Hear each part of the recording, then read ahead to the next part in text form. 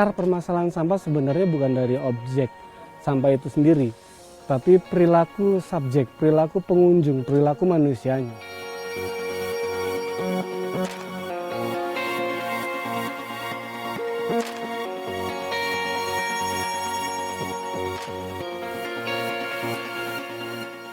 Halo, saya Ragil Budi Wibowo, aktivis lingkungan dan juga penggiat alam bebas.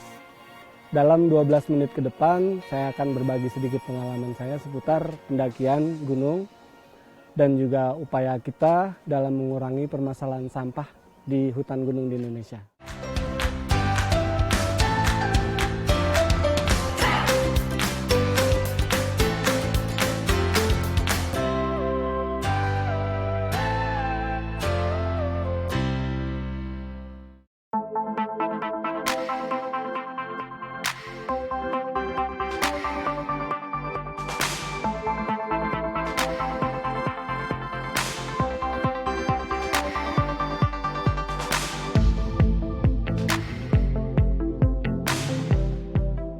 Trashback Community itu sebenarnya komunitas peduli sampah gunung.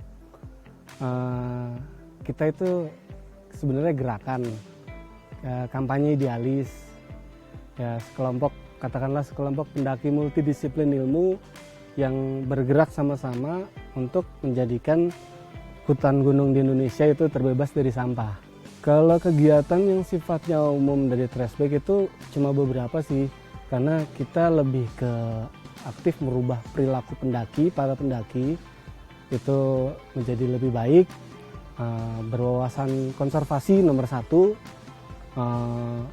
supaya mereka itu terhindar dari kecelakaan-kecelakaan yang akan terjadi, risiko-risiko naik gunung. Itu dulu, dari situ kita ngebina mereka, baru kita masuk ke ranah kepedulian, awareness, kita tingkatin kesadaran mereka. Nah, banyak skala kegiatan kita dari kecil sampai besar, mulai dari yang sifatnya aksi, kita punya sapu jagat, aksi serentak di beberapa gunung di Indonesia, aksi operasi bersih, bawa turun sampah dari atas gunung ke bawah, yang dilakukan secara sama-sama sama teman-teman juga di daerah. Ada juga kegiatan edukasi yang sifatnya kita ngasih ilmu, pengetahuan, basic-basic seperti etika pendakian, cara mendaki yang baik dan benar seperti apa, manajemen pendakian, teknisnya bagaimana, resiko-resiko apa yang akan terjadi. Nah, edukasi seperti itu yang bisa tadi saya sebut tingkatin kesadaran mereka untuk yang pertama mencoba mengenalkan tempat bermain mereka gitu. Mereka tidak datang mengunjung asal naik gunung doang. Nah, yang ketiga itu kegiatan kita mengawasi, mulai dari kita ikut pendekatan dengan pengelola, bagaimana sistem pengawasan mereka, bagaimana sistem manajemen mereka, sampai kita ikut bantu di lapangan, ngajak semua pengunjung pendaki gunung itu untuk menegur, mengajak sama-sama untuk bawa turun sampah, sampahnya pribadi dulu. Jadi kita meyakini, kita juga share ke yang lain, konservasi paling sederhana itu bawa turun sampah pribadi dulu ke bawah. Upaya pelestarian alam yang kita sebut dengan istilah konservasi.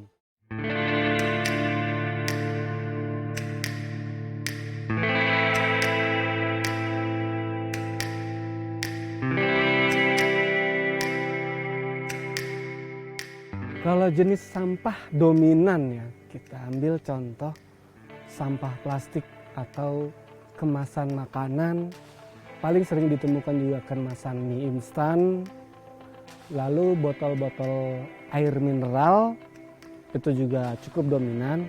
Lalu tisu juga ada kategori tisu basah, tisu kering.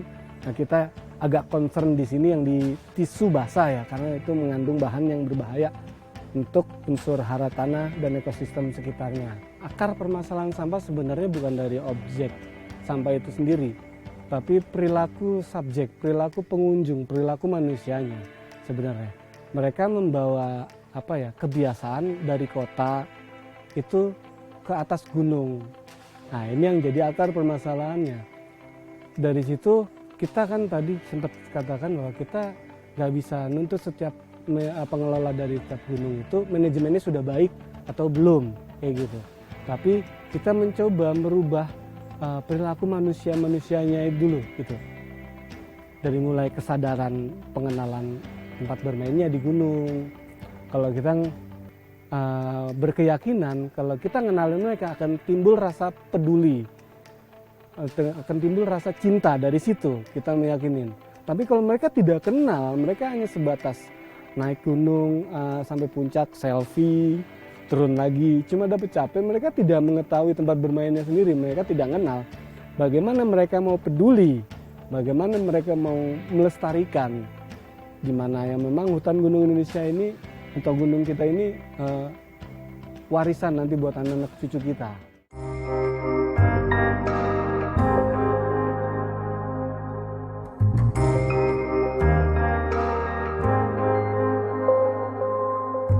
Di awal kita terbentuknya Trustback 2011 itu kita beberapa tahun, kurang lebih dalam kurun waktu 3 tahun itu kita melakukan beberapa penelitian ya yang sifatnya kerusakan ekosistem yang terjadi karena sampah. Kita menemukan ada beberapa hal-hal yang sifatnya bisa dibilang sudah terlihat atau masif kerusakannya, seperti pola makan hewan, pola perilaku hewan. Sampah-sampah yang sering ditinggalkan di gunung itu mengundang hewan. Itu mengundang hewan yang akan mengganggu mata rantainya, pola rantai dari mereka sendiri yang udah punya hukum alamnya sendiri yang berputar dengan sendirinya. Nah, nomor 2 adalah kalau kita nganggap sebutannya itu penurunan kualitas air ya yang ada di gunung, terutama di jalur-jalur pendakian. Karena apa? Banyak aktivitas yang langsung mencemari aliran air, daerah aliran air atau mata air itu sendiri. Gangguan ekosistem lainnya yang terjadi adalah sampah suara. Terlalu banyak aktivitas manusia yang ke arah ke hutan yang di situ banyak ada habitat flora fauna khususnya ya. Nah, suara-suara yang sifatnya keras itu kita khawatir mengganggu dari mental atau tingkat stres dari habitat hewan-hewan setempat.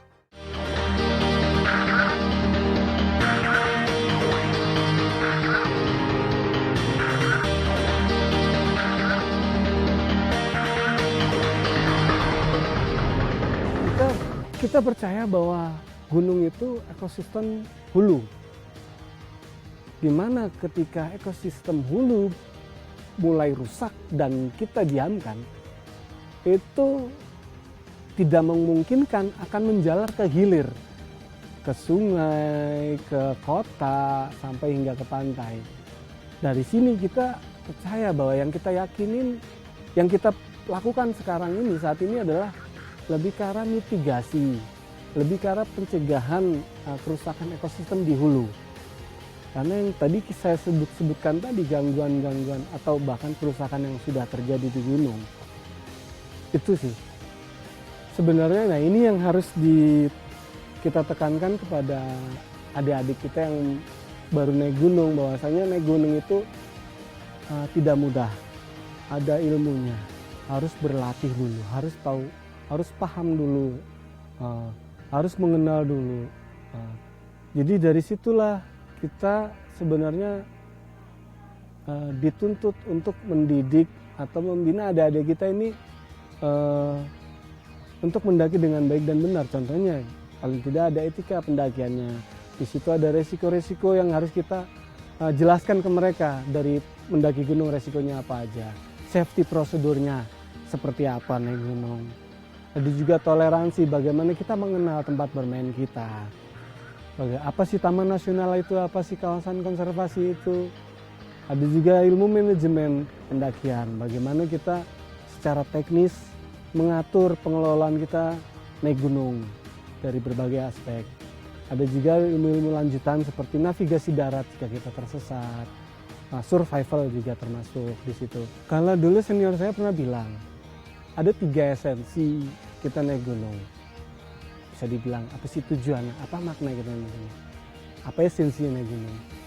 Satu itu sarana pendidikan, sarana kita berlatih, menempa diri, Yang kedua itu sarana kita bersyukur, tafakur alam, sarana kita mencintai lebih dengan ciptaannya.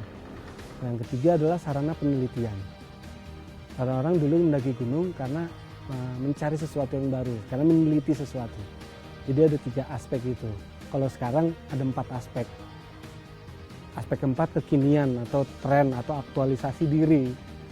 Esensi dari sekarang naik gunung ada mengaktualisasikan diri. Ini yang sebenarnya salah kaprah. Ini yang harusnya tidak terjadi di era sekarang. Harapan saya untuk Trust Big Community bisa berkembang dan bermanfaat banyak orang ya, terutama anggota dan simpatisan. Bisa mengajak yang lain juga paling tidak untuk lebih peduli, meningkatkan kesadaran tentang pentingnya kebersihan di gunung, pentingnya menjaga ekosistem,